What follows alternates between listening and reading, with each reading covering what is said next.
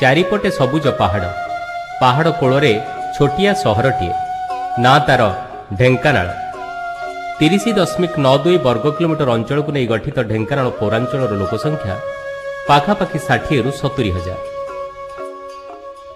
ଏହି ମାଟିର ଆରାଧ୍ୟ ଠାକୁର ସିଦ୍ଧ ବଳରାମ ଏବଂ ଅଧିଷ୍ଠାତ୍ରୀ ଦେବୀ ହେଉଛନ୍ତି ଆଦିଶକ୍ତି ମା ବ୍ରହ୍ମାଣୀ ଦେବୀ।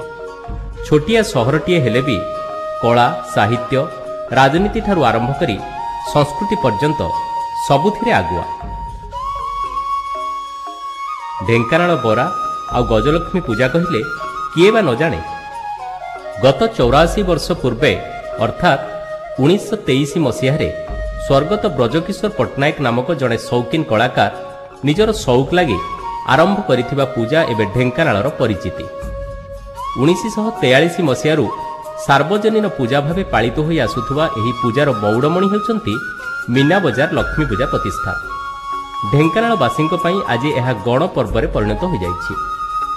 ପ୍ରତିବର୍ଷ କୁମାର ପୂର୍ଣ୍ଣିମା ତିଥିରୁ ସର୍ବନିମ୍ନ 11 ଦିନ ପାଇଁ ଆୟୋଜିତ ହେଉଥିବା ଏହି ପୂଜା ଦେଖିବା ଲାଗି କେବଳ ଓଡ଼ିଶା ନୁହେଁ ଓଡ଼ିଶା ବାହାରୁ ମଧ୍ୟ ହଜାର ହଜାର ଦର୍ଶକ ଆସିଥାନ୍ତି।